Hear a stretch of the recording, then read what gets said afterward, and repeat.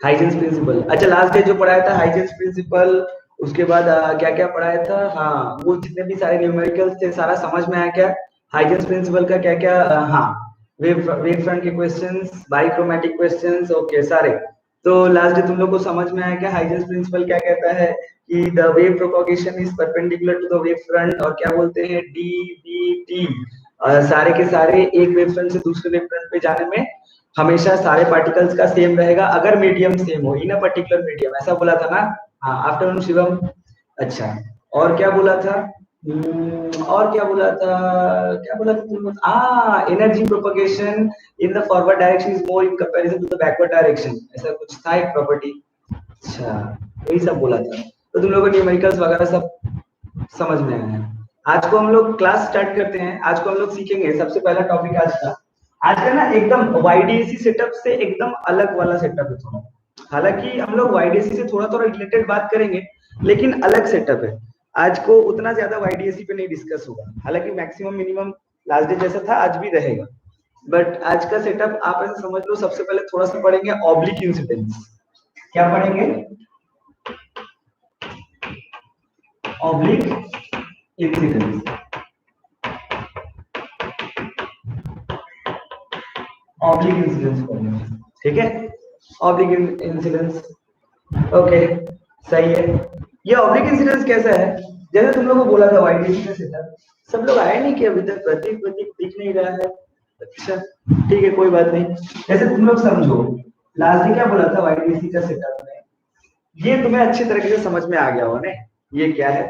Okay, afternoon सिमरन। सो हम लोग हमेशा यही बात करते हैं कि अपना S1, ये अपना S2 है कि नहीं, दोनों सोर्सेज है, और दोनों सोर्सेज कैसे है? कोहेरेंट सोर्सेज है। कैसे है? Coherent sources. तुम्हें पता है कोहेरेंट सोर्सेज का मतलब क्या होता है? उनका ओमेगा सेम होता है कि नहीं? अच्छा, अगर मैं हमेशा ऐसे करता था कि इधर से मान ले, यहाँ से अपना जो भी अपना जो एक्सिस रहता है, यहाँ से यहाँ तक का डिस्टेंस कितना होता है? Small D. और यहाँ से यहाँ तक का डिस्टेंस आप क्या लेते हो? Capital D. और जो वेवलेंथ आप फेंकते हो वो है, हाँ अमान, गुड आफ्टरनून।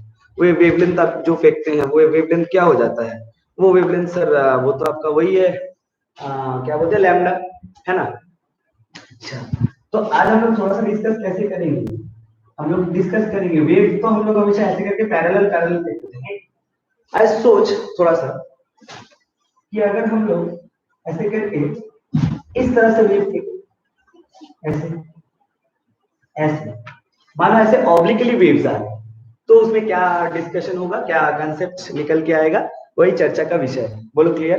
अच्छा, ऑब्लिक इंसिडेंस ज्यादा कुछ नहीं है, एकदम छोटा सा टॉपिक है, इसके ऊपर ज्यादा डिस्कशन करना ही नहीं है, बस आपका कोर्स में है तो थोड़ा सा बता रहे। ओके, सो ऐसा मान के चलो, यहाँ से ये अपना S1P। अच्छा, तो एक मिनट, जो बात पूछना था, तुम्हें एक चीज समझ में आता है कि अगर मान ले, सुनना बढ़िया से, अगर रेज सीधा नहीं आके अगर ऐसे ऑब्लिकली आए, तो तुम्हें लगता है यहाँ पे सेंट्रल मैक्सिमम इधर ही रहेगा या कहीं और चला जाएगा? पहले ये बता, सेंट्रल मैक्सिमम यहीं पे रहेगा या कहीं और चला जाएगा? हाँ, सेंट्रल मैक्सिमम उधर ही रहेगा, कहीं और नहीं जाएगा, ठीक है?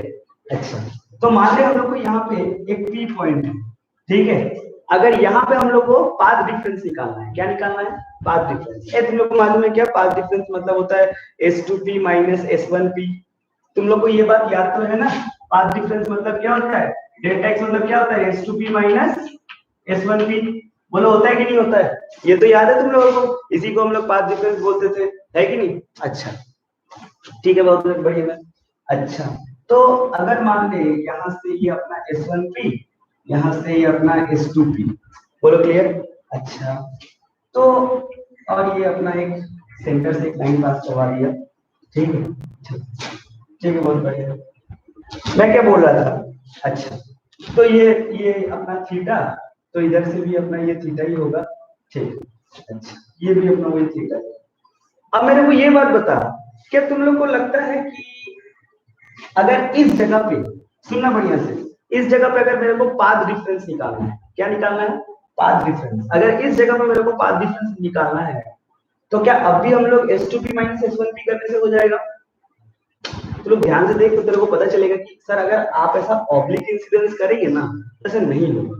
हम लोग नॉर्मली क्या करते थे, सीधा सीधा एक लाइन डालते यहाँ से यहाँ से ऐसे, तो S2 माइनस S1 जो होता था वो हम लोग कर देते थे पाथ डिफरेंस। लेकिन यहाँ पे देख, अगर मेरे को, तो ध्यान से देख, यहाँ से एक परपेंडिकुलर ड्रॉप कर सकते हैं यहाँ पे ऐसे, यहाँ से परपेंडिकुलर ड्रॉप कर सकते हैं क्या यहाँ पे।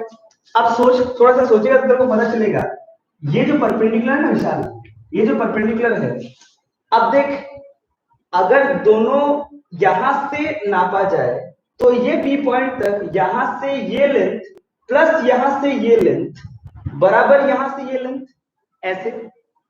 या फिर अगर सिंपल लैंग्वेज में लिखा जाए तो अगर इस बी पॉइंट पे पाथ डिफरेंस लिखना होता, अरे तुम लोग को ये याद है, ये वाला जो है, इसको इधर लिख देता हूं, ये वाला लेंथ क्या डी साइन थीटा होता था। देख अगर तेरे को याद होगा तो ये वाला लेंथ डी साइन थीटा होता था क्या, डी साइन थीटा, हाँ वही तो है डी साइन थीटा, अगर तुम्हें याद हो तो बोलो।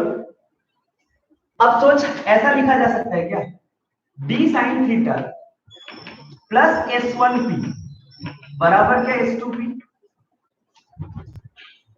बोलो clear. D sine theta plus S1p, देख देख देख, यहां से लेके यहां तक में और यहां से लेके यहां तक में जो डिस्टेंस कवर हुआ, इन दोनों को ये डिस्टेंस बराबर S2p डिस्टेंस होना चाहिए ना। समझ में आया क्या, ये स्टेटमेंट तुम्हें समझ में आए या फिर ये स्टेटमेंट, हालांकि दोनों एक ही चीज लिख रहे हैं, दोनों एक ही चीज लिख रहे हैं, बस तुम्हें सेटिस्फेक्शन लेवल का फर्क है। D sine theta equals to, देख इसको इधर ले जा, S2p माइनस S1p क्या, अरे घुमा घुमा के लिख रहे हैं यार, कुछ खास काम है नहीं, नया बात नहीं है, रिस्पॉन्स दे दो। तुम्हें पता है ना कि S2p माइनस S1, अबे पहले भी ये सब प्रूव कर चुके हैं हम लोग, बता कहाँ कर चुके हैं हम लोग। S2p माइनस S1p को डी साइन थीटा लिखे थे कब, जब हम लोग उसको वो माने थे ना, D is much much less than, assumption जब माने थे, याद है 3 तरह का प्रूफ कराया था देखो, जब जहां पे कोई अजम्पशन नहीं माना था, पाइथागोरस थ्योरम चला था, रूट अंडर वो d/2 प्लस d का whole square plus d/2 minus d का whole square equals to delta x, ऐसा लिखा था, हाँ y लिखा था सॉरी। और एक बार लिखा था कि एक दूसरा प्रूफ में जब d less than equal to d माना तो उस समय क्या प्रूफ लिखा, उस समय शायद प्रूफ लिखा था वही अपना जो प्रूफ किया था उसे d sin थीटा माना था, है ना। और एक बार जब lambda less than equal to d माना, जब वो भी असम्पशन लिया थीटा इज स्मॉल, जब थीटा इज स्मॉल माना था तो उस समय हम लोग क्या लिखे थे, वही d sin थीटा को हम लोग dy by d लिख दिए थे, याद है क्या। 3 तरह का जो प्रूफ किए थे उसी में से तो एक प्रूफ है, इसे मैं d sin थीटा क्यों लिख रहा हूँ, बस इतना सोच, ज्यादा नहीं सोचना। इसे मैं d sin थीटा क्यों लिखा, पहले बता, ये d sin थीटा क्या पाथ डिफरेंस है, d sin थीटा एक पाथ डिफरेंस है, इसे मैं क्या dy by d भी लिख सकता था, देख तेरा पिछला प्रूफ में होगा dy by d, इसे मैं dy by d भी लिख सकता था क्या, लेकिन नहीं लिखा। इसे मैं d sin थीटा क्यों लिखा, क्योंकि इसमें बोला तो नहीं है ना कि थीटा बहुत बड़ा है या बहुत छोटा, इसमें मैंने assumption माना क्या थीटा इज स्मॉल, अगर मानता तो वो भी लिख पाता। बोलो क्लियर, समझ में आया क्या। तो इसे ऐसा थीटा इज लार्ज माना तो मेरे को d sin थीटा लिखना चाहिए, बस इतना ही पढ़ाना था, बस इतना ही पढ़ाना था। ऑब्लिक इंसिडेंस में, ऑब्लिक इंसिडेंस जब लेते हो तब थीटा इज लार्ज होता है और S2p माइनस S1p को हम लोग d sin थीटा ही बोलते हैं। बोलो क्लियर, बस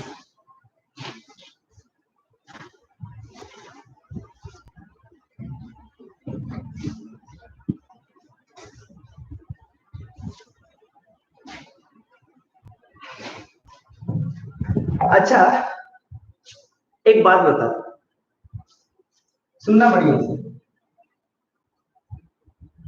रोहित है ना, रोहित एक बात बता, ऐसे मान ले इस डायरेक्शन में कोई वेव चल रही है या रे चल रही है, जो भी आप पता, इस पॉइंट को ए पॉइंट, सुने बढ़िया से, इसको ए पॉइंट दिया, इसको बी पॉइंट दिया, और ऐसे मैं बोलूं कि यहां से यहां तक का जो रे मैं नोटिस कर रहा हूं कि इस ए पॉइंट से बी पॉइंट तक में जो रे ट्रैवल किया डिस्टेंस वो है टी थिकनेस का। ठीक है, सुने बढ़िया से। अगर मैं तुमसे पूछूं अगर मैं तुमसे पूछूं कि इस ए पॉइंट और इस बी पॉइंट के बीच में फेज डिफरेंस कितना है, फेज डिफरेंस पूछूं तो सबसे पहले मेरे को ये बात बता कि ए वेव जब चल के आएगी तो ए पॉइंट पे और बी पॉइंट पे दोनों जगह फेज सेम होगा कि अलग? मैं बस इतना पूछ रहा हूं, ए पॉइंट पे और बी पॉइंट पे फेज सेम होगा कि अलग? बोलो। फेज अलग होगा। क्यों? अरे बोला था ना कि ये रे आ रही है तो कहीं से तो आ रही है, कोई पॉइंट सोर्स है, इनफाइनाइट सोर्स है, लाइन सोर्स है। ऐसा मान के चलो कि ये ए पे एक कोई वेव फ्रंट आएगा, बी पे कोई दूसरा वेव फ्रंट होगा ना। हाँ, तो दोनों जगह पे अलग फेज आएगा, फेज डिफरेंस अलग आएगा। अब अगर मैं तुम्हें पूछूं कि what is the phase difference, तो सिंपल लैंग्वेज में अगर मैं बोलूं कि ए से बी के बीच में एडोनाशोन, ए से बी के बीच में अगर फेज डिफरेंस कितना है, तो मैं डेल्टा फाई इक्वल्स टू क्या लिख सकता हूँ? 2 pi by lambda into delta x. Delta x क्या है? Path difference. वो कितना है? क्या वही टी है? अरे वही तो टी है ना, पाथ डिफरेंस। तो इसे ऐसा मैं लिख दूं, 2 pi by lambda into T. बोलो क्लियर? बोलना पड़ेगा, इजी इजी टॉपिक है। अच्छा, अब अगर मैं तेरे को बोलूं, सुने बढ़िया से। अब अगर मैं तेरे को बोलूं कि यही ए और बी के बीच में, यही ए और बी के बीच में ना तू कोई ग्लास स्लैब रख दे। क्या रख दे? ग्लास स्लैब रख दे। यहाँ पे ए, यहाँ पे बी, ए और बी के बीच में ग्लास स्लैब रख दिया। अरे एटा बुझते पारिस नी, ए और बी के बीच में ग्लास स्लैब रख दिया। अब ग्लास स्लैब रखा है, लेकिन रखा टी थिकनेस का है। रखा कितने का है? टी थिकनेस का है। अब अगर मैं तेरे को बोलूं कि ए और बी के बीच में ग्लास स्लैब रख दे टी थिकनेस का, और इसका रिफ्रैक्टिव इंडेक्स रख दे म्यू का। अब मैं तेरे से पूछूं अब मैं तेरे से पूछूं कि बता ए डैश बी डैश मान ले। सुने बढ़िया से, कोर कंसेप्ट है, नया कंसेप्ट है, थोड़ा आस्ते पढ़ा रहा हूं, न्यूमेरिकल में तेज हुआ। ए डैश से बी डैश के बीच में फेज डिफरेंस इतना ही होगा या अलग होगा? अरे इतना ही होगा या अलग होगा? अरे अलग होगा भाई। क्यों? क्योंकि मीडियम अलग है। 5 डैश क्या हो जाएगा? 2 पाई बाई, एक मिनट, 2 पाई बाई लैम्डा लेंगे। कौन सा लैम्डा? सर लैम्डा कितना होता है? अरे एक मिनट एक मिनट, मीडियम चेंज होता है तो लैम्डा चेंज होता है कि नहीं? हाँ होता है। इधर इधर भले ही मैंने थिकनेस माना था, लेकिन है तो चारों तरफ एयर ही। प्लीज फील करें, शांत हो जाए, फील करें। अरे चारों तरफ तो एयर ही था ना भाई, तो लैम्डा चेंज होने वाली कोई बात नहीं है। लेकिन इधर एक बार यहाँ एयर है, सुनना बढ़िया से, एयर है, यहाँ पे ग्लास है, और यहाँ वापस एयर है। तो क्या एयर मीडियम से ग्लास मीडियम में लैम्डा चेंज होगा? लैम्डा चेंज होता है ना। अरे याद है, बताया था, सिर्फ फ्रीक्वेंसी छोड़ के हर कुछ चेंज होता है, वेलोसिटी से लेके लैम्डा तक। सिर्फ फ्रीक्वेंसी कांस्टेंट होता है ना इन अ डिफरेंट मीडियम आल्सो। भूल गया तू लोग? रे ऑप्टिक्स का पहला क्लास में बताया था। खैर, तो अपना लैम्डा चेंज हो जाएगा। तो यहां पे जब मैं फेज डिफरेंस लिखूंगा तो कौन सा लैम्डा लूंगा? वो एयर वाला लैम्डा कि ग्लास वाला? तो आंसर है ग्लास वाला सर। क्यों क्यों? अरे सर, जो डिस्टेंस चलेगा जो वही लैम्डा लेंगे ना। थिकनेस जहां पे चल रहा है, यहाँ पे भी तो ये लैम्डा कौन सा लैम्डा है? ये बाहर का लैम्डा या जिस फ्रेम पे बातचीत हो रही है उसका लैम्डा? इसी का लैम्डा। क्यों? सर किसका फेज लिख रहे हैं? इसी के बीच का फेज लिख रहे हैं ना, तो जिसके बीच का फेज लिखेंगे उसी का लैम्डा लेंगे। अच्छा, अगर ऐसी बात है तो इसका लिया जाएगा। मैंने लिख दिया, मान लिया यहाँ पे लैम्डा 2 लिख दिया, ऐसे वाले लैम्डा 2, इसका मतलब लैम्डा 2 है, ये बाहर चल रहा था लैम्डा 1। बोलो क्लियर? रश्मि सुन रही है ना? तो 2 pi by lambda 2 into distance कितना चला? अबे डिस्टेंस तो टी ही चला, पाथ डिफरेंस है कि नहीं? अच्छा, अच्छा एक बात बता मेरे को, क्या अपने को ये बात पता है कि ये जो रिफ्रैक्टिव इंडेक्स है ना, याद एक बार लिखे थे लैम्डा के टर्म्स में, याद कर तुझे? अगर याद होगा कि सर आप लोग ना म्यू को ही लिखते हैं n2 by n1, और इसी को लिखा जाता है लैम्डा 1 by लैम्डा 2।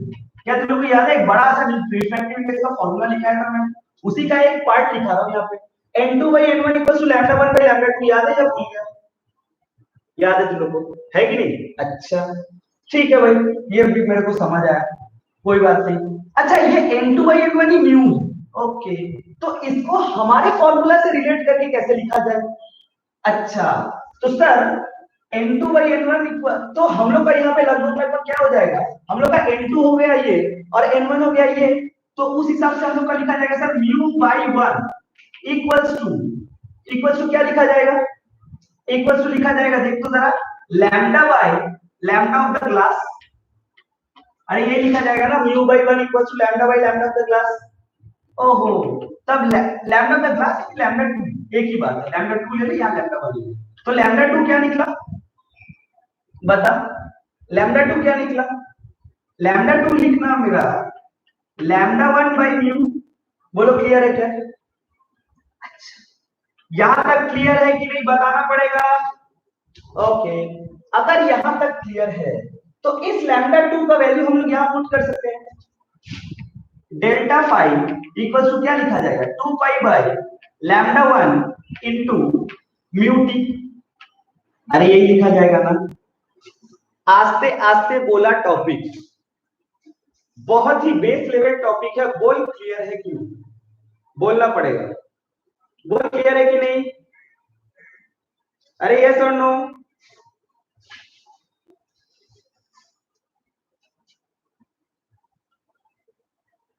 क्लियर है ना? अच्छा ठीक है, पक्का दो, ओके, हाँ भाई, तो ये अपना फेज डिफरेंस है। अब सुन कहानी, मैं टोटका भी बताऊंगा, रटवाने का तरीका भी बताऊंगा, सुने ध्यान से। ये प्रूफ था, ये तो मेरे को जो बुकिश था, बुक का जो था वो मैंने लिखा। अच्छा अब तरीका सुन, थोड़ा सा फील कर। अच्छा एक बात बता, इसको हम लोग डायरेक्ट भी समझ सकते हैं, नहीं, पहले तो कंक्लूजन समझेंगे उसके बाद डायरेक्ट समझेंगे। कंक्लूजन क्या निकला, कंक्लूजन ये निकला रोहित कि सर ये आपका जो लैम्डा है ना, जो वेव था वो, मतलब अच्छा ये म्यूटी का मतलब क्या है, ये म्यूटी का मतलब क्या है, इसको ध्यान दे, मतलब वो जो आपका लैम्डा है वो टी दूरी चले एयर में, या फिर म्यूटी दूरी चले एयर में ही, माने मैं बोल रहा हूं यहां पे रियलिटी में वो कितना ट्रेवल किया, टी या म्यूटी, अरे टी ट्रेवल किया भाई, तो टी चले ग्लास में, टी चले कोई मीडियम में, या फिर म्यूटी चले एयर में, क्या एक ही बात है? अरे टी टी डिस्टेंस ट्रेवल करे कोई मीडियम में, या फिर म्यू टी डिस्टेंस ट्रेवल करे एयर में, क्या एक ही बात है? अबे वहां पे टी ही गया है, मैं बोल रहा हूं तरीका बोल रहा हूं, इट्स इक्विवेलेंसी बोल रहा हूं कि टी चले मीडियम में या म्यूटी चले एयर में, क्या एक ही बात है? एक ही बात है कि नहीं? अच्छा तो यहां से तो मेरे को एक और चीज समझ आता है ना, बहुत सिंपल सा, आप ऐसे समझो, देख ये कंक्लूजन था, इसे याद रखें, खूब काम आएगा, ये अब खूब काम आएगा, जैसे मैक्सिमम मिनिमम तुम्हें निकालना लैम्डा टू लैम्डा काम आता था, ये खूब काम आएगा। तो टी चले कोई भी मीडियम में और म्यूटी चले एयर में, इक्विवेलेंट है, ये कंक्लूजन। अच्छा अब इतना नहीं करके इसे डायरेक्ट कैसे समझ सकते हैं, देख सिंपल, एक बात बता, ये वेव है ना, वेव पकड़ो रे पकड़ो जो पकड़ना पकड़ो, ये एयर में जा रहा था कोई एक वेलोसिटी से, मैंने तुम्हें क्या बताया था याद कर, रिफ्रैक्ट रे ऑप्टिक्स का फर्स्ट क्लास अगर तुझे याद हो तो, मैंने रिफ्रैक्टिव इंडेक्स का सबसे सिंपल मतलब मैंने क्या बताया था कि जिस फैक्टर से उसका वेलोसिटी घट जाए, क्या वही उसका रिफ्रैक्टिव इंडेक्स है? ये शब्द का इस्तेमाल किया था, जिस फैक्टर से वेलोसिटी घट जाए, क्या वही उसका रिफ्रैक्टिव इंडेक्स है? हाँ वही तो उसका रिफ्रैक्टिव इंडेक्स है। अच्छा अगर ये बात है, सुन सुन सुन, ये हवा में ट्रेवल करता, मान ली इसका वेलोसिटी v है, ठीक बोलो क्लियर? अच्छा यहां पे इसका वेलोसिटी क्या हो जाएगा, किस फैक्टर से ये घट गया, सर v/म्यू, ऐसा कुछ, म्यू के फैक्टर से घट गया ना, v/म्यू। अब तू सोच, डिस्टेंस दूरी तो कांस्टेंट है, है कि नहीं है? दूरी क्या है? कांस्टेंट है। अब मान ले वो वेव को एक सेम दूरी ट्रेवल करना है, चाहे जगह जो भी हो, यहां पे वेलोसिटी घटेगा तो टाइम तो बढ़ाना पड़ेगा ताकि दोनों का multiplication constant. Simple concept. Velocity कितने फैक्टर से घटा है? म्यू। म्यू के फैक्टर से घटा है, तो टाइम को कितना फैक्टर से इंटू करना है? म्यू। म्यू। अरे सिंपल है ना।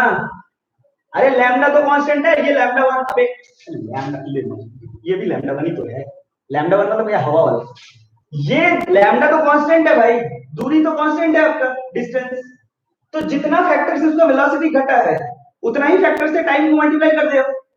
बोलो क्लियर? यस और नो?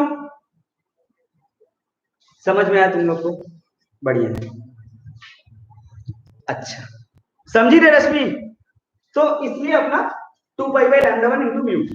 ठीक। अच्छा अब मैं तेरे से पूछूं, अच्छा यहां तक वाली बात, ठीक, ज्योमेट्रिकली पूछूं, सुनना।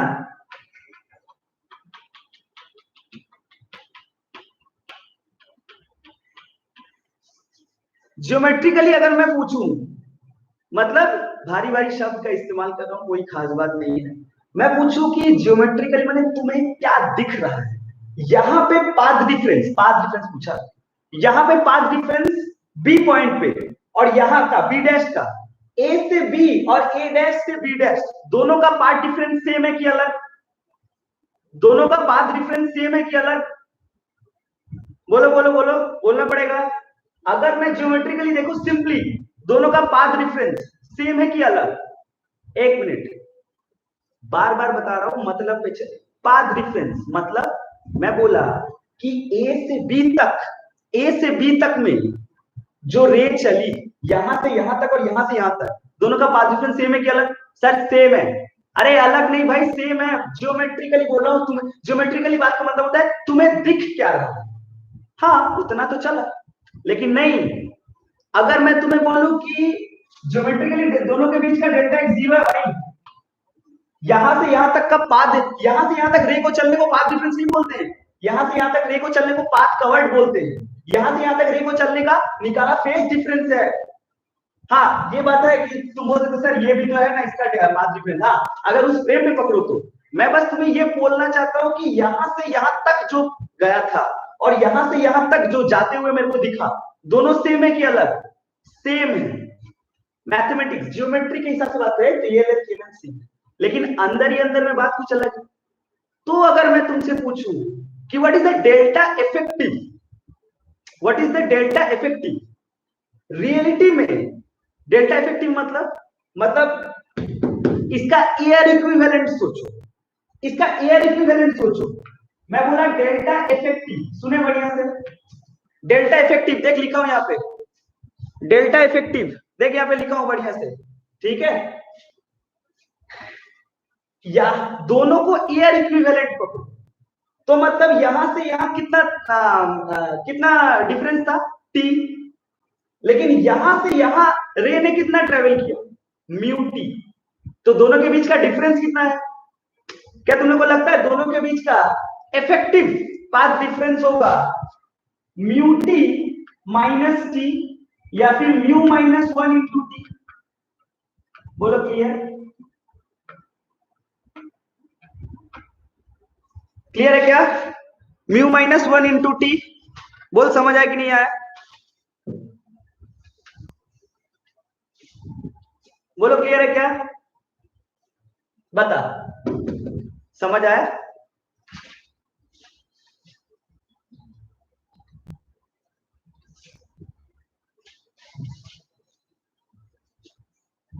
आया समझ में? रिस्पॉन्स दे। μ-1 into T.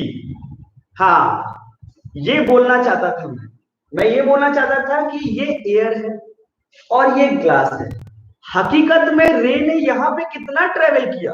Sir mu t travel किया सर।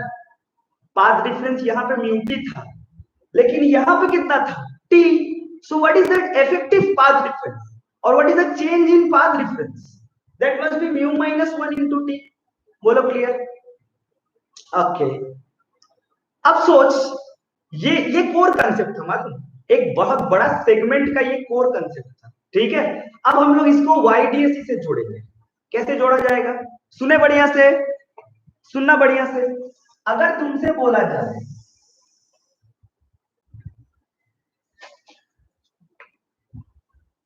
डरो नहीं, आज का क्लास आसान है। अगर तुम्हें बोला जाए ये अपना S1, ये अपना S2 है कि नहीं, यहां पे मैंने एक स्लिट लगा दिया, आई मीन आप ऐसा समझो कि छोटा सा एक ग्लास स्लैब लगा दिया, इसका T थिकनेस और इसका म्यू रिफ्रैक्टिव इंडेक्स। अब सुने, सवाल क्या है? सवाल ये है कि जब ये ग्लास स्लैब नहीं था, जब ये ग्लास स्लैब नहीं था, तब इसका सेंट्रल मैक्सिमम कहां था? बताना पड़ेगा। तब जब ये नहीं था ग्लास स्लैब, आपको पता है इसका सेंट्रल मैक्सिमम यहां था ना सर, ये रहा इसका सेंट्रल मैक्सिमम, बोला है कि नहीं है?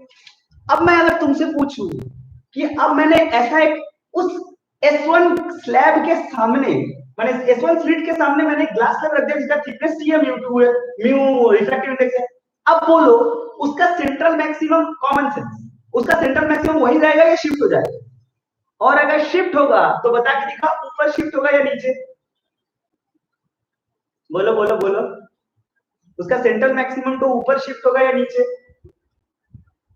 बताना तो पड़ेगा। अरे यार कंसेप्ट लगा ना, थोड़ा सा मजेदार कंसेप्ट लगा, तुम लोग बता सकते हैं इसका सेंट्रल मैक्सिमम तो ऊपर शिफ्ट होगा कि नीचे?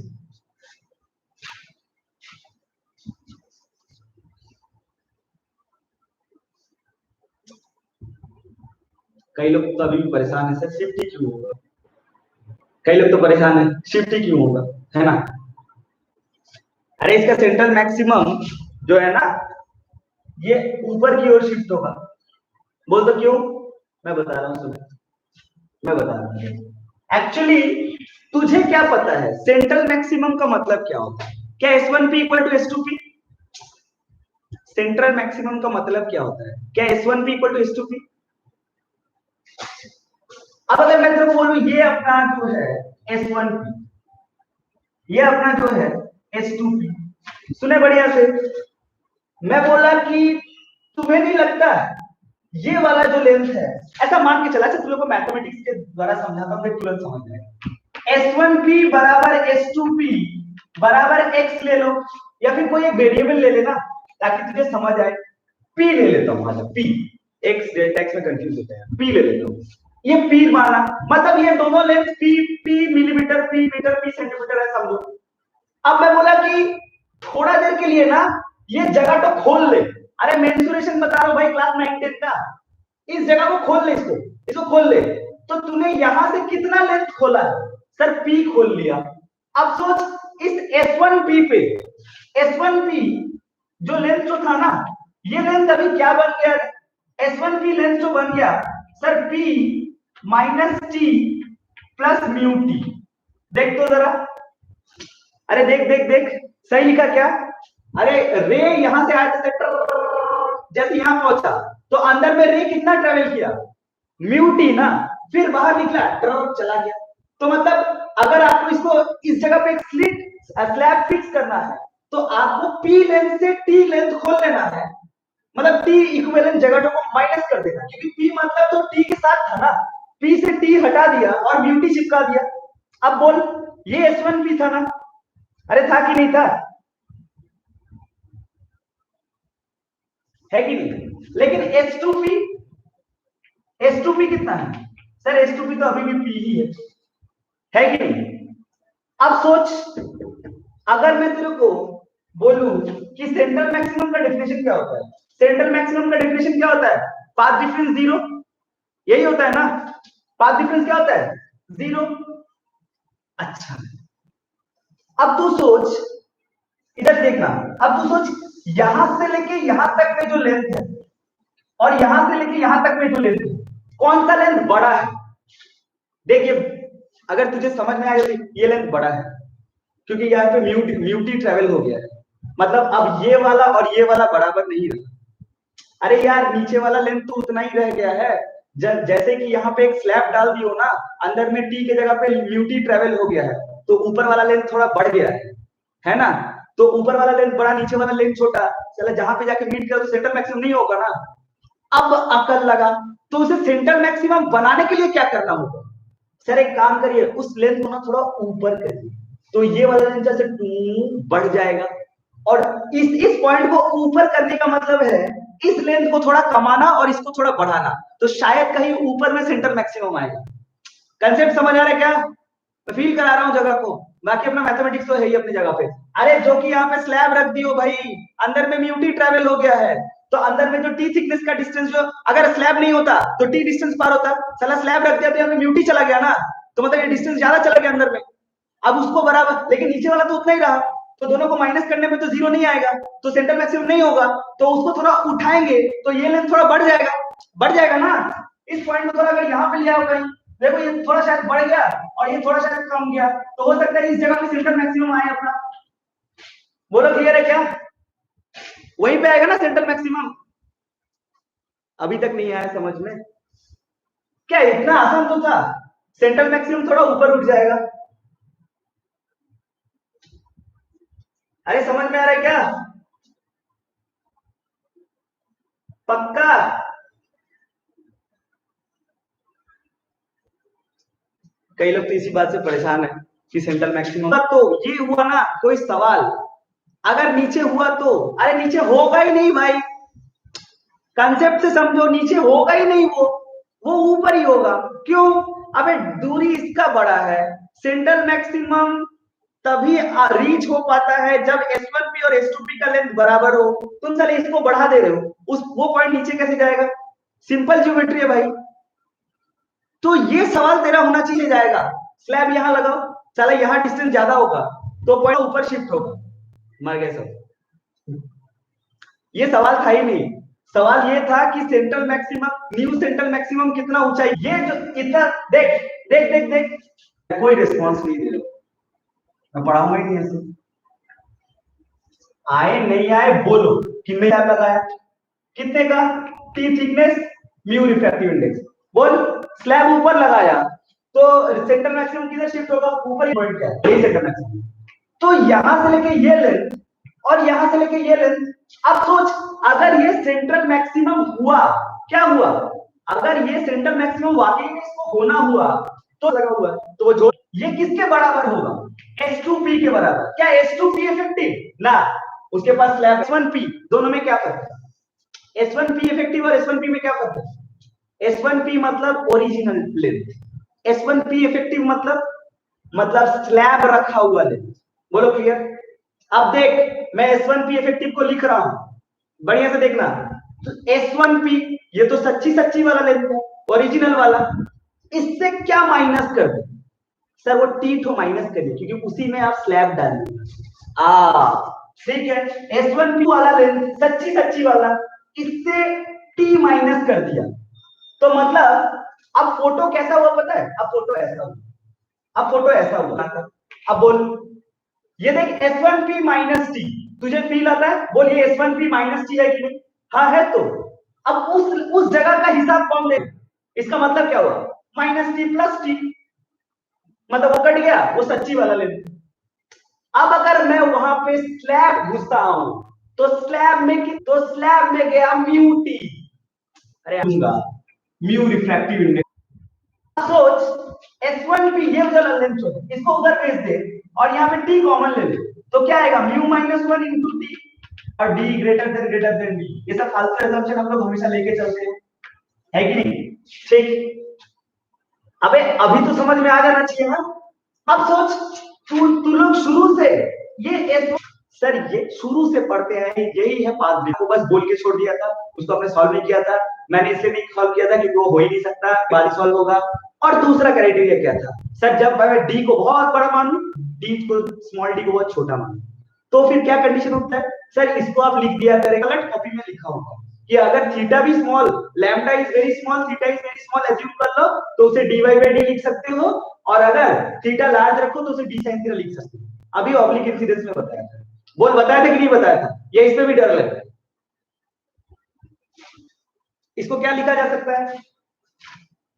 Mu minus one into t equal to क्या लिखेंगे, d y by capital D.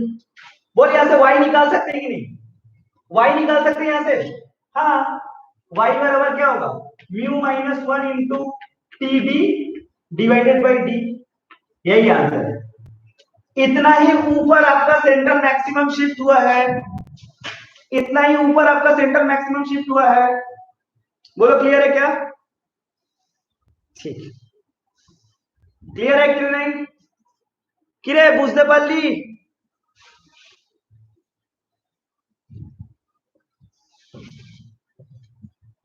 सब कोई डर रहे हैं।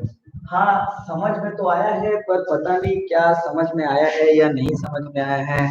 सर आप बोल तो रहे हैं, अच्छा भी लग रहा है, पर पता नहीं ये सब क्या पढ़ा रहे हैं, यही सब मन में होगा। यार एक ही रिक्वेस्ट है, 8-10 गो न्यूमेरिकल देख, सब साफ हो जाएगा, सब साफ हो जाएगा। मैं चाहता तो थ्योरी बहुत भयंकर पढ़ा सकता था, थ्योरी भयंकर पढ़ा के कोई फायदा नहीं है, जो काम का चीज है, जो आता है वो पढ़ो, एकदम क्लैरिटी। बोलो क्लियर है क्या, वो बात, वो स्टेटमेंट अपने को याद रखना है।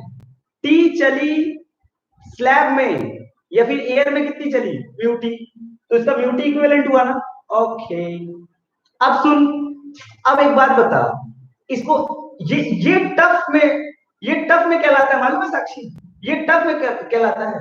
अभी हमको एक बात बता, अगर मैं तो इससे भी टफ पूछता हूँ, इससे भी क्या टफ पूछ लेगा, और टफ पूछ, कितना लेट किया तो, इससे भी और टफ ले, और टफ बता, एक एक चीज क्लैरिटी आ जाएगा। यहाँ पे अपना S1P, यहाँ पे S1, यहाँ पे S2। अब सुने, इधर देख, यहां पे भी एक स्लैब लगा T1 दूरी का, म्यू1 रिफ्रैक्टिव इंडेक्स, और टफ, यहां पे एक स्लैब लगा T2 दूरी का, म्यू2 रिफ्रैक्टिव इंडेक्स। अब बता सेंटर मैक्सिमम कहां पे आएगा, पाथ डिफरेंस, डेल्टा इफेक्टिव क्या लिखा जाएगा, बोल बोल, बता सकता है क्या सेंट्रल मैक्सिमम कहां आएगा, ऊपर या नीचे। करेक्ट आंसर है सर, वो तो डिपेंड करता है आपका म्यू1 और म्यू2 कौन है, कौन ज्यादा डेंसर, कौन ज्यादा रेयर है। साला जो म्यू1 जितना ज्यादा तगड़ा, अंदर में उतना दूरी ज्यादा, तो साला मेरा पॉइंट ऊपर जाएगा नीचे आएगा, कुछ भी हो सकता है।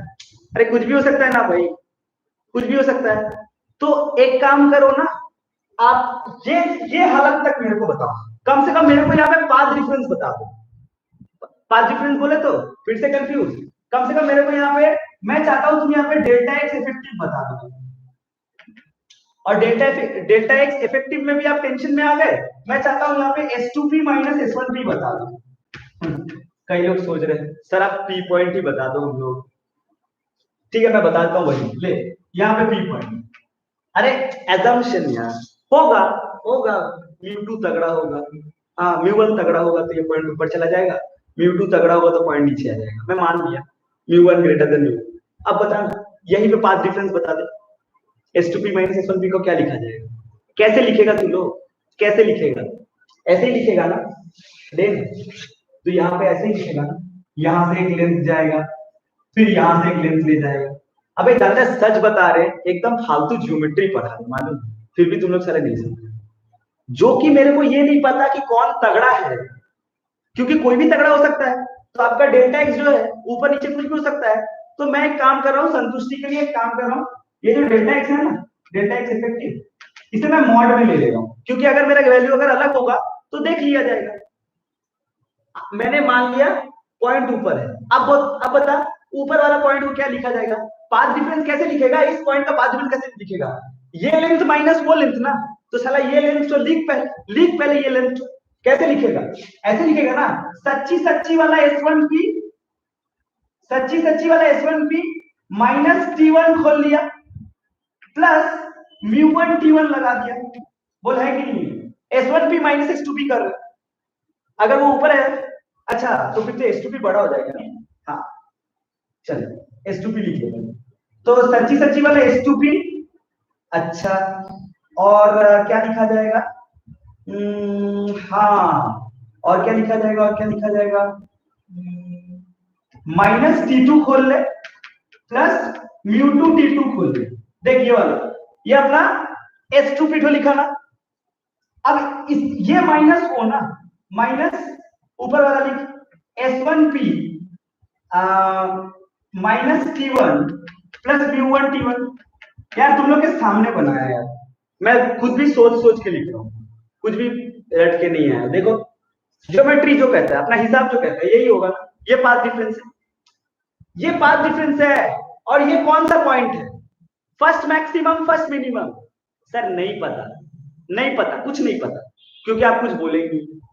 अब अगर सोच, अब अगर मैं तुझे बोलूं, अब अगर मैं तुझे बोलूं कि ये point so called central maximum है, तो तेरे पास क्या डिफिनेशन आएगा?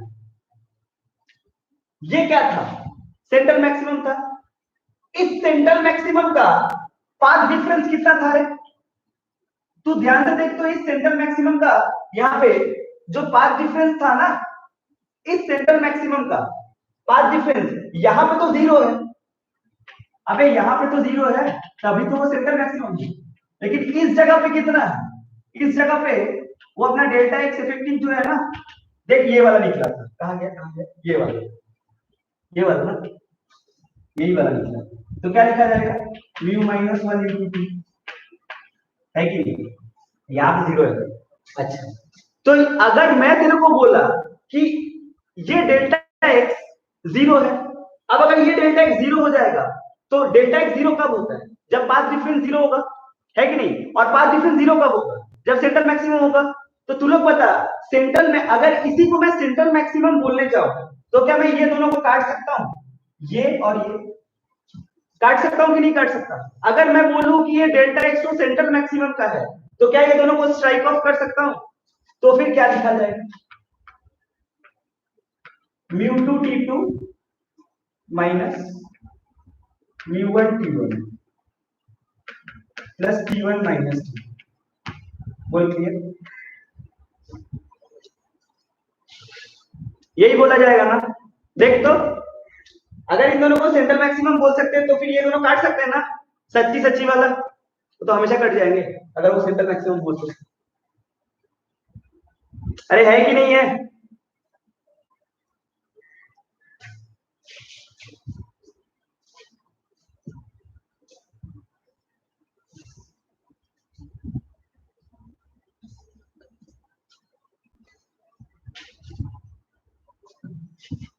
क्या समझ में आया? यस और नो? किरे बोल बोल।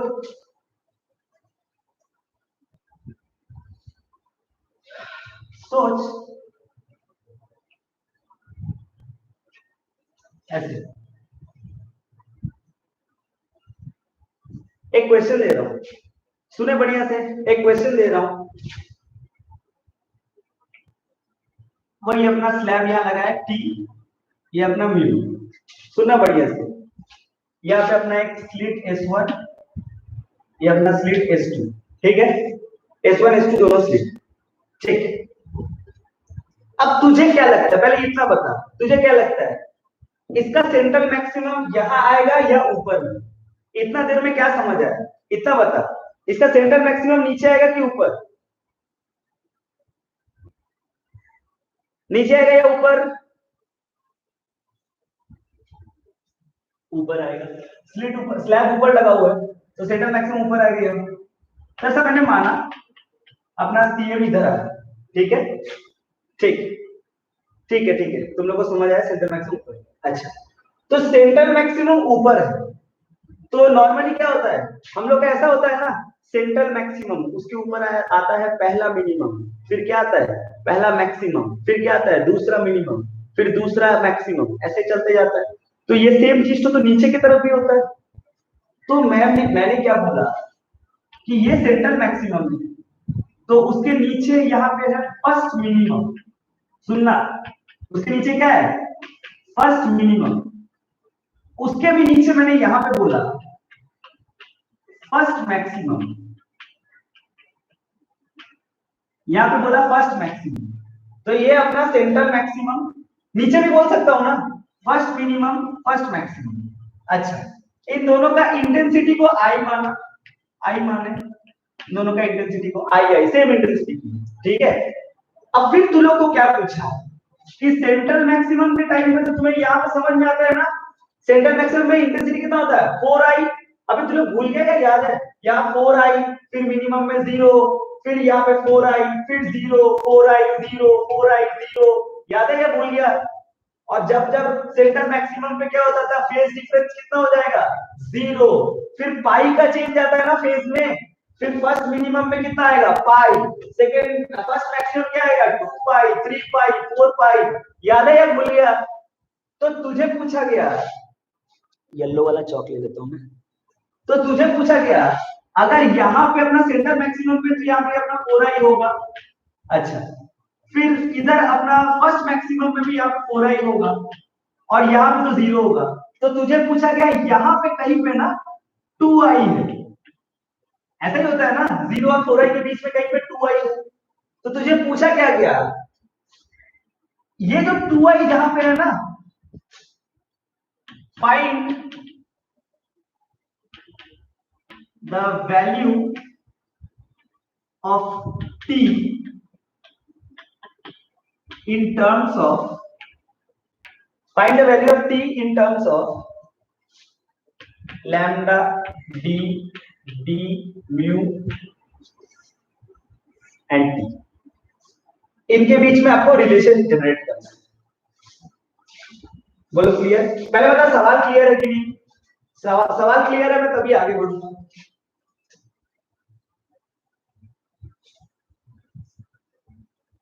अच्छा, सवाल क्लियर है। अच्छा एक बात बता, तुझे ये सारी न्यूमेरिकल तुझे याद होनी चाहिए यार, थोड़ा बस कंबाइन किया हूं, स्लैब के साथ कंबाइन किया हूं और कुछ नहीं। तू ध्यान से देख, वो 2i को तुम लोगों को मैं पढ़ा चुका हूं यार। ये 2i मतलब आप लिख सकते हैं, 2i इक्वल्स टू आप लिख सकते हैं 4i into cos square delta 5/2। देख ऐसा लिखा था मैं, कभी कभी जीवन में ऐसा लिखा था मैं, वो जगह पे इक्वेट किया था मैं। 2i इक्वल्स टू लिख सकते हैं ना 4i into cos square delta 5/2। यहाँ से हम लोग डेल्टा 5 को निकाला था मैंने, ऐसा न्यूमेरिकल कराया था। तो सोच यहाँ पे कॉस कॉस डेल्टा 5/2 क्या है, कॉस डेल्टा 5/2 आएगा शायद प्लस माइनस 1/2। भूल गया यार तू लोग, याद है ऐसा कुछ कराया था? ठीक, अब सोच, अब मैं क्या बोला था वहां पे क्या बोला था, ये कौन से के बीच में है, ये अपना 2i तो कौन से के बीच में रखा हूं दुबे, फर्स्ट मिनिमम और सेकंड मिनिमम, फर्स्ट मैक्सिमम के बीच में। तू ही बता मेरे को, फर्स्ट मिनिमम में फेज कितना होता है? फर्स्ट मिनिमम में फेज होता है सर पाई, और फर्स्ट मैक्सिमम में 2 पाई। तो डेल्टा फाई मुझे कौन से जगह के बीच में निकालना है, पाई और 2 पाई के बीच में। एक मिनट, तो अगर डेल्टा फाइव मेरे को पाई और 2 पाई के बीच में निकालना है, तो मेरे को डेल्टा 5/2 तो किसके बीच में खोजना है, वही एंगल्स को भी आधा कर दे। अगर मेरे को डेल्टा 5 खोजना है पाई से 2 पाई के बीच में, जो कि फर्स्ट मिनिमम और फर्स्ट मैक्सिमम के बीच में है कहीं, तो मुझे डेल्टा 5/2 खोजना है पाई/2 और पाई के बीच में। अरे वो एंगल्स को भी आधा कर दिया, क्योंकि मुझे भी तो आधा खोजना है। अगर डेल्टा 5 खोजना है मेरे को पाई से 2 पाई के बीच में, तो डेल्टा 5/2 किसके बीच में खोजना पड़ेगा, पाई/2 से पाई के बीच में। अब अगर डेल्टा 5/2 मेरे को पाई/2 से पाई के बीच में खोजना पड़े, तो पाई/2 से पाई के बीच में कौन सा क्वाड्रेंट है, लेते हैं प्लस या माइनस, माइनस। तो डेल्टा 5/2 सेकंड क्वाड्रेंट में माइनस मतलब क्या, cos 135। अबे वही होगा ना -1/2, तो अपना काम का तो वही है। तो डेल्टा 5/2 बराबर लिखा गया 3π/4। तुम्हें कुछ नहीं समझ आया, सब पढ़ा है, कॉपी पलटते नहीं। तो डेल्टा 5 क्या मिला मुझे, 3π/2। यही है ना फेज, अरे यही मिला ना डेल्टा 5, क्या बोलता है यार, यही तो मिला। एक मिनट, और अगर ये मिला मेरे को डेल्टा 5, तो तुम्हें क्या पता रहता है, और हम लोग ऐसे भी लिख सकते हैं क्या, डेल्टा 5 मतलब होता है 2π/λ into delta x. Delta x इस जगह पे डेल्टा एक्स इफेक्टिव क्या हो जाएगा, देखना जरा ये जगह पे, यही है ना डेल्टा एक्स। अब बता तू ही मेरे को, डेल्टा एक्स है या डेल्टा एक्स इफेक्टिव? हाँ, क्योंकि स्लैब लगा हुआ है, और साला स्लैब लगा रहता है तो डेल्टा एक्स इफेक्टिव को क्या लिखा जाता है, 2 pi by lambda into mu minus 1 into T. यही तो है डेल्टा एक्स इफेक्टिव। तो यहाँ पे अब अलग से निकाला नहीं है, फिर वो लिखना पड़ता मेरे को, यहाँ पे लिखना पड़ता S1P minus T plus mu T और S2P इक्वल टू लिखता, फिर इसको सबको इधर भेजता। अरे अभी यहाँ पे डेल्टा एक्स निकालने का यही तरीका है, S1P minus T plus mu T, ये इधर वाला लिखा, इक्वल टू S2P, ये इधर वाला, अब सबको इधर भेज दो, तो यहाँ पे आएगा mu minus 1 t equal to S2P minus S1P, जो ही डेल्टा एक्स होता है, डेल्टा एक्स इफेक्टिव है कि नहीं उस जगह का, तो वही लिखा मैं। और डेल्टा फाई अपने को क्या मिला, 3 पाई बाई 2, यहां से अगर ये पाई पाई कैंसिल आउट करेगा तो अपना टी मिल जाएगा, क्या टी क्या मिलेगा, 3 lambda by 4 into mu minus 1। क्या थोड़ा बहुत समझ में आया है, थोड़ा बहुत समझ में आया है क्या, ऑनेस्टली कितने लोगों को थोड़ा बहुत समझ में आ रहा है, कितने लोगों को थोड़ा बहुत समझ में आ रहा है।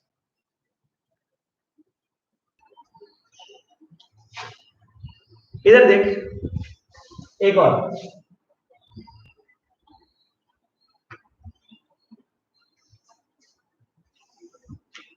वही अपना वाईडीसी का सेटअप, S1P S2P, अरे मैं मजाक कर रहा था, आज को लास्ट क्लास नहीं है।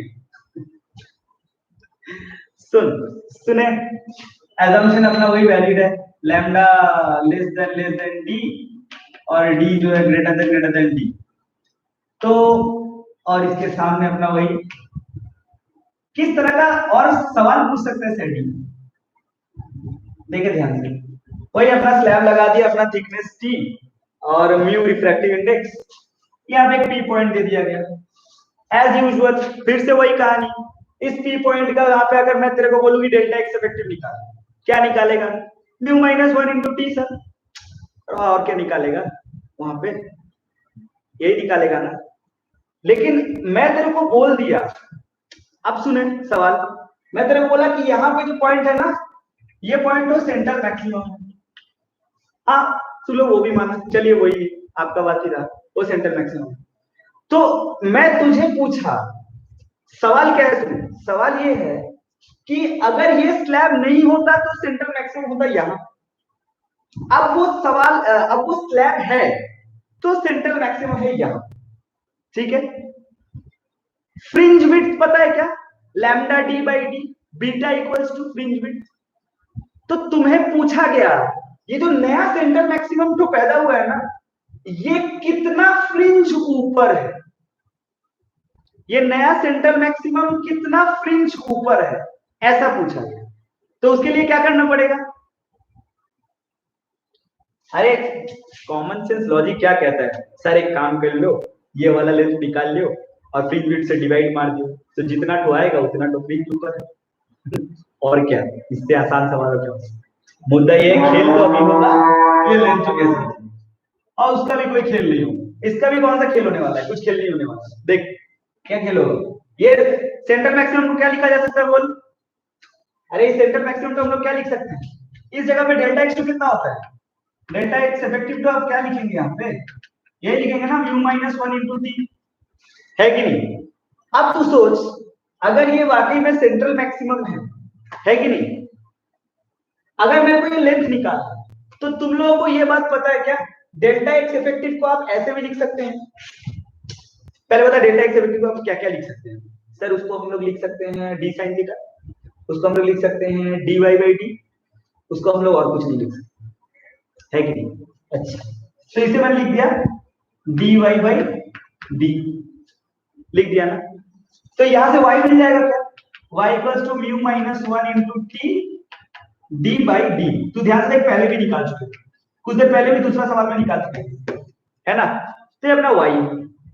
अच्छा फ्रिंज विड्थ कितना होता है, एक फ्रिंज का विड्थ कितना होता है, लैम्डा डी बाई डी ना, अरे एक फ्रिंज का विड्थ कितना होता है भाई, क्या होता है लैम्डा डी बाई डी, अब सोच अगर दोनों को डिवाइड कर दूं तो नंबर ऑफ फ्रिंजेस क्या आएंगे? नंबर ऑफ फ्रिंजेस क्या आएंगे? वो आएगा sir y by beta, y by beta, जितना टोटल लेंथ बाई एक एक यूनिट। तो क्या आएगा? Mu minus 1 into t d by d whole divided by lambda d by d. यही आएगा ना, डी डी कैंसिल, ये कैंसिल, तो शायद देख आएगा mu minus 1 into t by lambda. देख तो यही आएगा क्या? Number of fringes. एक मिनट, ये जो नंबर ऑफ फ्रिंजेस है ना, सुने ध्यान से, इसको थोड़ा सा मॉडिफाई करिए। ये जो नंबर ऑफ फ्रिंज है ना, इसके साइड में ना ऐसे थर्ड ब्रैकेट लगा दियो, greatest integer function, third bracket लगा दियो, ग्रेटेस्ट इंटीजर फंक्शन। अरे ऐसा क्यों बोला ना रश्मि? ऐसा भी हो सकता है ना, ये जो लेंथ है, ये लेंथ तूने रियलिटी में कैलकुलेट करके निकला तेरा 12.8 और तेरे को एक फ्रिंज बिट मिला 4, है ना? तो 12.8 से 4 डिवाइड किया तो तेरे को डेसिमल में आंसर आएगा। मान लो यहाँ पे तेरा तेरा वो डिवाइड करने पे आया 3.7, तो हम लोग क्या पकड़ेंगे? कितना फ्रिंज पार हुआ? 3, 4 फ्रिंज थोड़ी पार हुआ पकड़ लेंगे, नीचे पकड़ते ना, तो 3 तो फ्रिंज पार हुआ और थोड़ा सा ऊपर, इसलिए ग्रेटेस्ट मारा, ग्रेटेस्ट इंटीजर फंक्शन। क्या समझ में आ रहा है थोड़ा बहुत? कई लोग को लग रहा है सर ऐसा ना लग रहा है बीच बीच में हम लोग समझ रहे हैं, है ना? कहीं कहीं बीच बीच में समझ जा रहे हैं, कहीं कहीं पार हो जा रहे हैं, ऐसा लग रहा है क्या तुम लोगों को? सच सच सच्ची सच्ची बताना, ऐसा लग रहा है क्या? सर कभी कभी लग रहा है समझ आ रहा है, कभी कभी लग रहा है क्या होगा।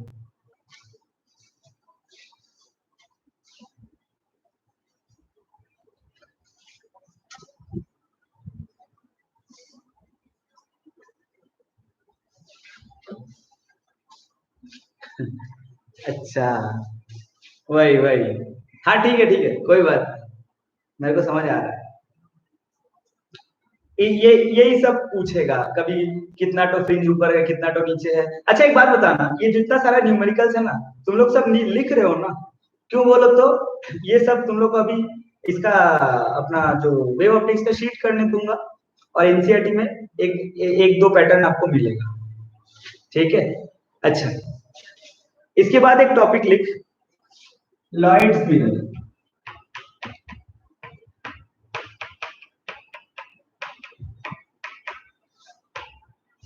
लॉयड्स मिरर, ठीक है? अरे ठीक है यार, काहे चाप ले रहा तुम लोग भी, ज्यादा देर नहीं पढ़ा। लॉयड्स मिरर, ये एक बंदा था, उसने थोड़ा बहुत हीरो बना और बहुत सारा उसने मतलब कंक्लूजन निकाला। वो कभी कभार एक आध को इंटीजर टाइप क्वेश्चंस में पूछ लेता है। कोई खास काम उसने किया नहीं था, कुछ बड़ा उखाड़ा नहीं था उसने जीवन में, तो उसका वाला से आंसर आता, मतलब क्वेश्चन आता है, तो हम लोग देख लेते हैं क्या आता है। तो उसने क्या किया, उसने बहुत चालाकी से एक मिरर लिया, इसी मिरर का नाम होता है लॉयड्स मिरर। ये मिरर लिया, ठीक है, और इसका कुछ दूरी पे एक स्क्रीन ले लिया उसने, बोलो क्लियर? अच्छा, और इसका कुछ दूरी पे ऊपर जाके यहाँ पे ऑब्जेक्ट रख दिया उसने। बड़े चालाकी से उसने ऑब्जेक्ट रख दिया। अब उसे भी पता था ना सर एंगल,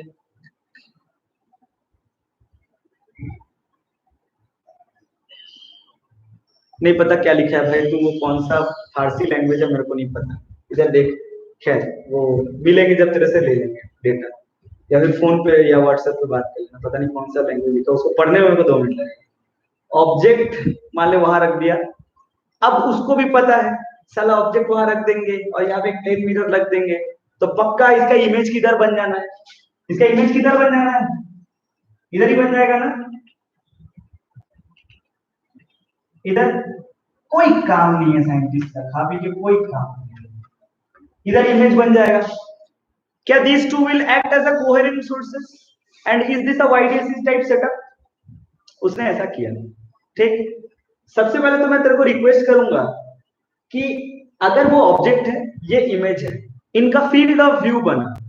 कई लोग सो गए, साला फील्ड ऑफ व्यू, ये क्या चिड़िया का नाम? अबे तुम्हें याद भी है प्लेन मिरर रे ऑप्टिक्स, इसका फील्ड ऑफ व्यू बना, इसका फील्ड ऑफ व्यू बनाएगा तो तेरे को पता चलेगा कि हम लोगों को काम कैसे करना है। बोलो क्लियर? एक काम करते हैं, तो थोड़ा नीचे से ऑब्जेक्ट बहुत ज्यादा है। फील्ड ऑफ व्यू बना सकते हो क्या? कई लोग तो बना ही नहीं सकते। ई का होता है फील्ड ऑफ व्यू, कैसे बनाते हैं?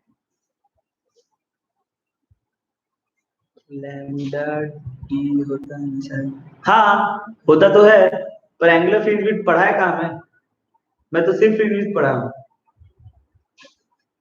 अबे तो फ्रिंज विड्थ तो वो फ्रिंज का विड्थ तो लैम्डा डी बाई डी होगा ना, तो एंगुलर फ्रिंज विड्थ कहाँ से आएगा? तुमने लेंथ से एंगल डिवाइड करो क्या?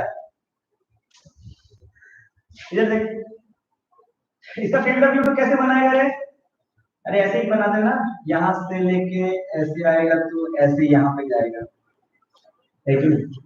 देखना जरा। और ओ सॉरी सॉरी, इसका यहाँ से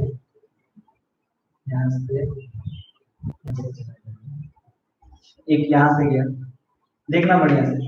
अच्छा, और एक अपना जो है ऐसे यहाँ से जाएगा। ये मैंने इमेज का बनाया टान के, और अभी ऑब्जेक्ट का टानना बाकी है, ठीक है? अच्छा, ऑब्जेक्ट तो हम लोग डायरेक्ट बेस में ला सकते हैं। ऑब्जेक्ट एक्चुअली ऑब्जेक्ट से तो इनफाइनाइट रेज स्क्रीन पे आ रहे हैं ना, इमेज से, इमेज का ही फील्ड ऑफ व्यू होता है ना। और इमेज का मैं दूसरा कलर ले लूं, कहाँ गया मेरा कलर? हाँ ले ले, यहाँ से एक यहाँ गया और यहाँ से, पहले बता यहाँ तक क्लियर है क्या? तू ध्यान से देख, तो ये जो पूरा स्क्रीन है ना, ये पूरा स्क्रीन में हर जगह मैक्सिमम मिनिमम बनेगा, हर जगह मैक्सिमम मिनिमम बनेगा, हर जगह नहीं बनेगा भाई।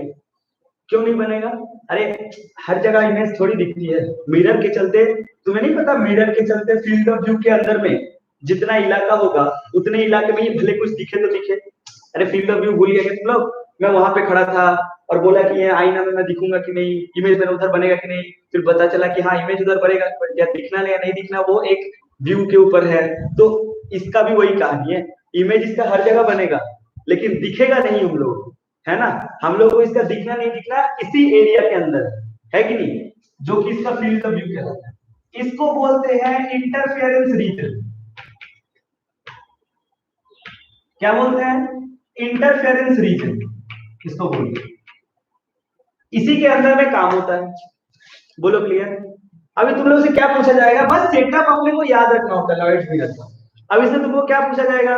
खूब सारे सवाल पूछा जा सकता है। पहले हालांकि तुम लोग ये लेंथ ले लो, इस लेंथ को मैंने ए माना, यहाँ से इस लेंथ को ए माना, इसको यहाँ से यहाँ तक क्या मानोगे? इसको बी मान लो, इसको यहाँ से यहाँ तक क्या मानोगे? सी मान लो। वाह, ए बी सी। अरे क्लियर हुआ क्या? समझ में आया क्या? इंटरफेरेंस रीजन, इसी रीजन में आपको फ्रिंजेस दिखेंगे और कहीं नहीं दिखेंगे आपको। अच्छा, और ये तो खैर अपना डी है। अच्छा, ये तो अपना स्मॉल डी है, ठीक है? अच्छा, इस लेंथ को ई मान ले, ई। तो दो कंडीशन तुझे क्या पता चला? फिर से लो रिस्पॉन्स। दो कंडीशन तुझे क्या पता चला यहाँ पे? एक कंडीशन तो ये पता चला ना, देख तो ये जो स्मॉल डी है ना, is it equals to 2e, और अपना कैपिटल डी क्या पता चला है? कैपिटल डी है a प्लस बी प्लस सी। देख तो कैपिटल डी यही है क्या? a प्लस बी प्लस सी। अब तू ध्यान से सोच, तो तू इस सेटअप का फ्रिंज विड्थ निकाल सकता है क्या? फ्रिंज विड्थ कुछ पढ़ाना नहीं है, बस सेटअप दिखाना है। इस सेटअप का फ्रिंज विड्थ निकाल सकता है क्या? फ्रिंज विड्थ क्या फॉर्मूला था उसका? लैम्डा डी बाई डी, यही होता है ना?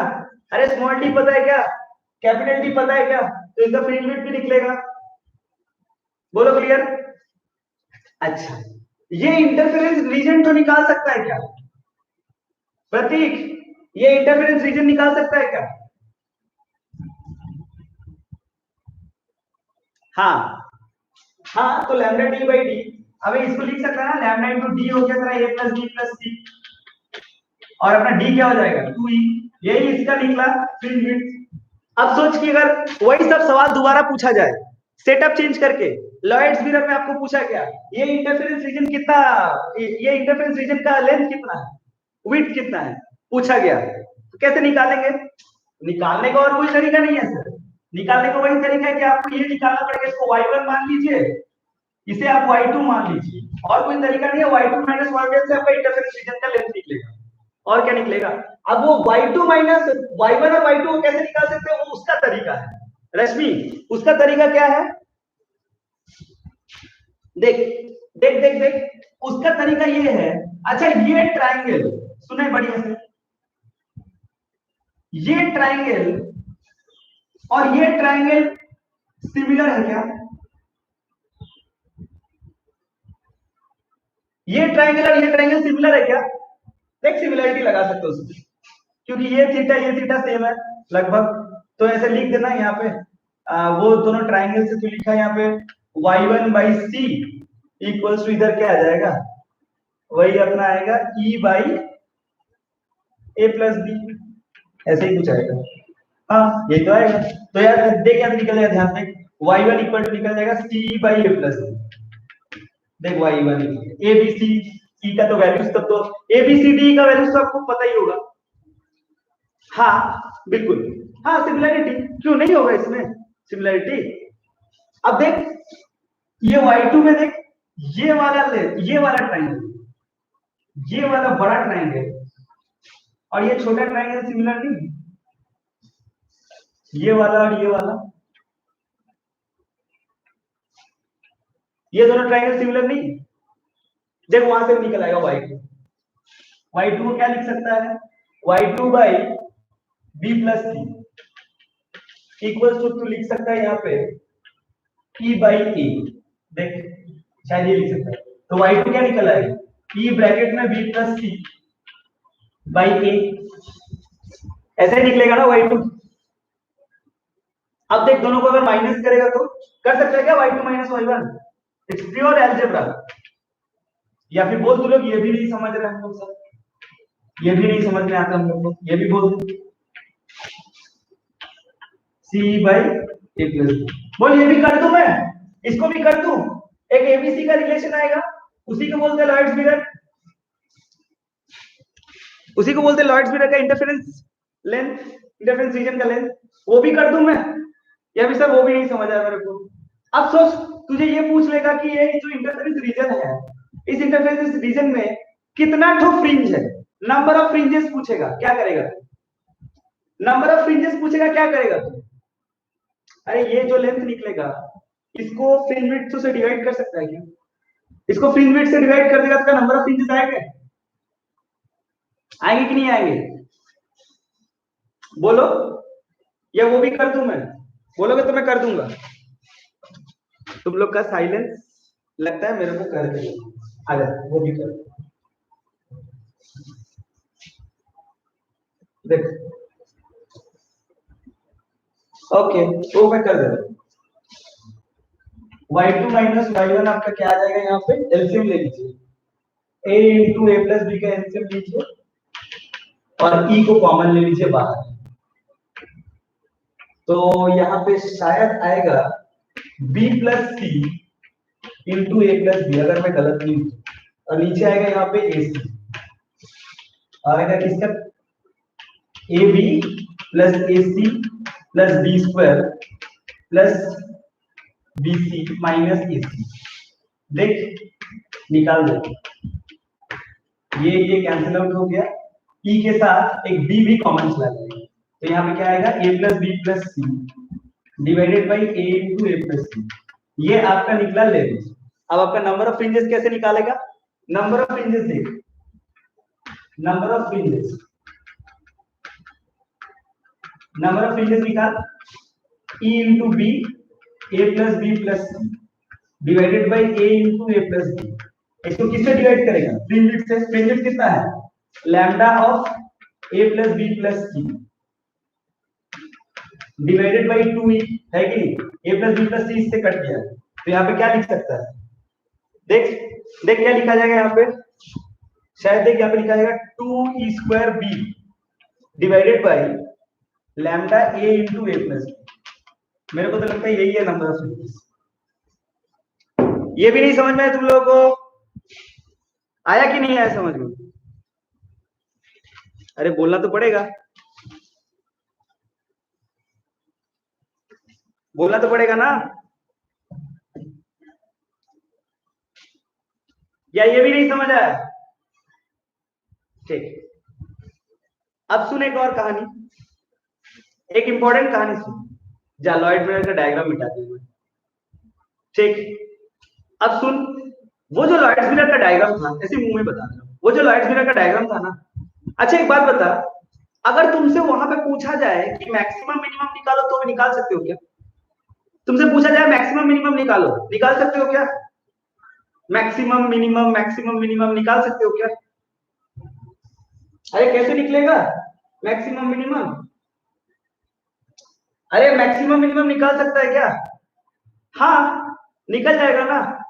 अरे वो जो फ्रिंज विड्थ था ना, कहां गया, कहां गया फ्रिंज विड्थ? तो ये रहा, ये जो फ्रिंज विड्थ यही है ना। सोच, फ्रिंज विड्थ जो होता है ना, वो जो पहला फ्रिंज उसका लेंथ है, मैक्सिमम मिनिमम भी तो निकाल सकते हैं, लेकिन एक दिक्कत है। अरे वो इशू नहीं है, मैक्सिमम मिनिमम निकालना इशू नहीं है। इशू क्या है वो सुन, इशू ये है कि मैक्सिमम, सबसे पहले सेंट्रल मैक्सिमम के बाद वो जो रे जो टकराया था, सेंट्रल मैक्सिमम जहां होगा उसके ऊपर क्या मिलेगा, फर्स्ट मिनिमम, उसके ऊपर क्या मिलेगा, फर्स्ट मैक्सिमम। यही सेटअप होता है ना, लेकिन ऐसा नहीं मिलेगा, पता है तुम लोगों को, लॉयड्स मिरर में ऐसा नहीं मिलेगा। हालांकि मैं एक बात तो 100 नहीं 200% एश्योरेंस के साथ आप कॉपी में लिख लो कि मैंने बोला है कि जितना बताया ना, पहले तो आपका जेईई मेंस में शायद ही लॉयड्स मिरर आ जाए, और जो भी न्यूमेरिकल्स आज मैंने करवाया ना, उसका 50% टफ शायद ही आ जाए आपका जेईई मेंस। ये तो तुम लिख लो, ठीक है। अगर बहुत ज्यादा किस्मत खराब नहीं हो गया और जो टफ पार्ट होता है ना, 25 क्वेश्चंस में 6-7 क्वेश्चंस तो ठोक के देते हैं, उस इलाका में से आ गया तो फिर तो वो तो किसी का भी कुछ नहीं किया जा सकता। मैं टफ डोमेन का सेक्शन से अगर आ गया तो फिर तो कुछ भी नहीं कर सकते। और अगर इजी टू मॉडरेट, इजी में तो भूल ही जा कि इधर से पूछेगा, वो पूछेगा हाइजेंस प्रिंसिपल, वही पूछेगा, और साला वो n लैम्डा बाई डी वही सब पूछेगा, वही सब पूछेगा तो 100%। वो वैल्यू डाल के बोलेगा लैम्डा है 2000 एंगस्ट्रॉम, डी 1 मिलीमीटर और बड़ा डी 1 मीटर, वाई बोल, यही पूछेगा जेई मेंस में। तो आज का जो क्लास डिस्कशन करे ना, इसका 50% तो शायद ही पूछ दे, ठीक। उसमें से एक इंपॉर्टेंट डिस्कशन ये है, लॉयड्स मिरर तो आपको शायद ही पूछ दे जो अभी लिखा है उसके बाद, ठीक है। अब सुने एक और इंपॉर्टेंट बात, ये जो लॉयड्स मिरर का मैक्सिमम मिनिमम है ना, ये तो आपका स्ट्रिक्टली आउट ऑफ कोर्स है, ठीक है, लेकिन फिर भी मैं पढ़ा रहा हूं क्योंकि मैं कोई भी एंगल से, कोई भी कोने से कुछ नहीं छोड़ूंगा। फिर भी यहां से एक थ्योरी क्वेश्चन बड़ा पॉपुलर है, बहुत पॉपुलर है, ये पूछ देते हैं। क्या पूछते पता है, लॉयड्स मिरर का जहां पे मैक्सिमम मिनिमम होता है ना, वहां पे इसका मैक्सिमम मिनिमम नहीं आएगा। लॉयड नॉर्मल वाईडीसी सेटअप में जहां पे मैक्सिमम मिनिमम आता है ना, लॉयड्स मिरर का वहां पे मिनिमम मैक्सिमम आता है। ऐसा क्यों? सुन, इसके लिए एक कंसेप्ट है। तूने लॉयड्स मिरर का सेटअप ध्यान से देखा ना, तुझे वहां पे पता चला एक ऑब्जेक्ट है, ऑब्जेक्ट से क्या आया, रे। वो क्या होता है, वेव। कौन सा wave, light wave. Light wave कौन सा वेव होता है, सोच कितना चीड़-फाड़ करते हैं लोग। लाइट वेव कौन सा वेव होता है, ट्रांसवर्स वेव। और वो कहां टकराया, ग्लास में, मिरर में। कौन सा मीडियम, डेंसर मीडियम। अब सोच जरा, साउंड में पढ़ाया था तेरे को कि अगर transverse wave rarer to denser medium travel करता है तो टकराने के बाद क्या उसमें पाई का चेंज आता है फेज में, और लॉन्गिट्यूडिनल वेव जैसा का तैसा ही रहता है। याद एक बार बोला था यहाँ पे ऐसा एक तो अरे अरे ऐसा बनाया था ना, एक ऐसा ऐसा फिक्स्ड एंड बनाया था, एक मूविंग एंड बनाया था, और ऐसे करके वो वेव को लेके आ रहा था, वेव चैप्टर में पढ़ाया था। बोलो ये फिक्स रखेंगे तो वो डेल्टा का काम करेगा ना। हाँ, जब नीचे से जाता है पाई का चेंज आता है ना। हाँ, यहां पे लॉयड्स मिरर में वो वाला कंसेप्ट घुस रहा है कि ऑब्जेक्ट है, ऑब्जेक्ट से क्या निकल रहा है, तो रे, रे क्या है तो लाइट रे, लाइट रे क्या है तो इलेक्ट्रोमैग्नेटिक वेव, वो क्या होता है वो ट्रांसवर्स वेव, किसमें टकराया वो ग्लास मिरर में, तो ट्रांसवर्स वेव ग्लास मिरर में टकराया तो पाई का चेंज आया। और साला हम लोग क्या पढ़े हैं कि सिंपल सिंपल जाता है तो पहले ही क्या बना देता है सेंटर मैक्सिमम, उसके बाद कुछ बनाता है। सेंटर मैक्सिमम में इंटेंसिटी कितना होता है 4i, उसमें डेल्टा पाई कितना होता है 0, उसके ऊपर क्या आता है मिनिमम, उसका पाई कितना होता है फेज कितना होता है पाई, 2 पाई, 3 पाई, 4 पाई। लेकिन साला टकराया मिरर में, सबसे पहले ही क्या बनाएगा सेंटर मैक्सिमम। सेंटर मैक्सिमम हिसाब से बनाना चाहिए ना, लेकिन वो पाई का चेंज से बनाता है, पाई का चेंज के बाद बनाता है। अब वो टकराएगा जहां पे, वो सबसे पहले ही तो पाई बनाएगा ना, 0 तो वो बनाएगा ही नहीं, क्योंकि वो पहले ही तो ग्लास मिरर में टकरा चुका है ना, और पाई का चेंज आ चुका है ना। बोलो क्लियर। अब वो पहले ही पाई लाएगा, फिर पाई लाएगा, 2 पाई लाएगा, 3 पाई लाएगा, 4 लाएगा। अब बता, पाई जब आता है तो मिनिमम आता है कि मैक्सिमम, मिनिमम आता है। इसलिए लॉयड मिरर में ना पहले minimum maximum, minimum maximum, minimum maximum चलेगा। क्यों? क्योंकि सर आप मिरर से ला रहे हैं, मिरर से लाने का मतलब ही हो पहले पाई का चेंज आ जाएगा। बोलो क्लियर है क्या ये मैटर। असर्शन रीजनिंग में थ्योरी क्वेश्चन में कभी कभार ये पूछ देता है लॉयड मिरर का सेटअप में कैसा आता है, मैक्सिमम मिनिमम या मिनिमम मैक्सिमम। लेकिन अगर तुम लोग ऐसे पढ़े रहोगे सर लॉयड मिरर या कोई भी हो है तो वाईडीसी सेटअप, हाँ मैक्सिमम मिनिमम। बोल क्लियर है क्या? अरे क्लैरिटी है क्या? ठीक,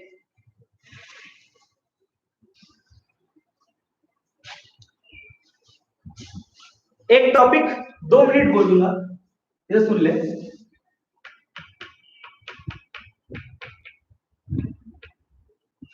जा नहीं बोलूंगा, नहीं बोलूंगा, जा छुट्टी। सुन, सुन ले, रुको रुको सब रुको। मैं वेव ऑप्टिक्स का पीडीएफ दिया हूं तुम लोगों को, वेव ऑप्टिक्स का पीडीएफ दिया हूं मैं तुम लोगों को, हाँ दिया हूं। उसमें पूरा पीडीएफ को एकदम छान के पढ़ना पड़ेगा, ठीक है, एक एक लाइन। मैं 2 टॉपिक छोड़ा हूं उस पीडीएफ में, 2 टॉपिक छोड़ा हूं। एक है फ्रेजनल्स बाइप्रिज्म, नॉट इंपॉर्टेंट, या फिर अगर मेंस के लिए इंपॉर्टेंट है भी, अगर वो मेंस के लिए इंपॉर्टेंट है भी तो मैं लास्ट ईयर क्वेश्चंस देख के हाँ दिया हूं प्रतीक, ऐसे मत बोल, वेव्स का इंपॉर्टेंट नोट्स दे दिया मैं, पीडीएफ दे दिया मैं वेव का। तो मैं जेईई मेंस का लास्ट ईयर क्वेश्चन देखने के बाद ही 2 टॉपिक, थिन फिल्म इंटरफेरेंस और फ्रेजनल्स बाइप्रिज्म, ये दोनों टॉपिक में सिलेबस देखने के बाद ही पढ़ा। मेरे को डाउट है कि पूछेगा, मेरे को डाउट है, स्ट्रिक्टली डाउट है, आस पास भी पूछेगा। ठीक है, पहला बात পড়াতে দে রমিত, পড়াতে দেখ, পড়িয়ে কথা বলছি তোর সাথে, ঠিক আছে, ভালো ভালো।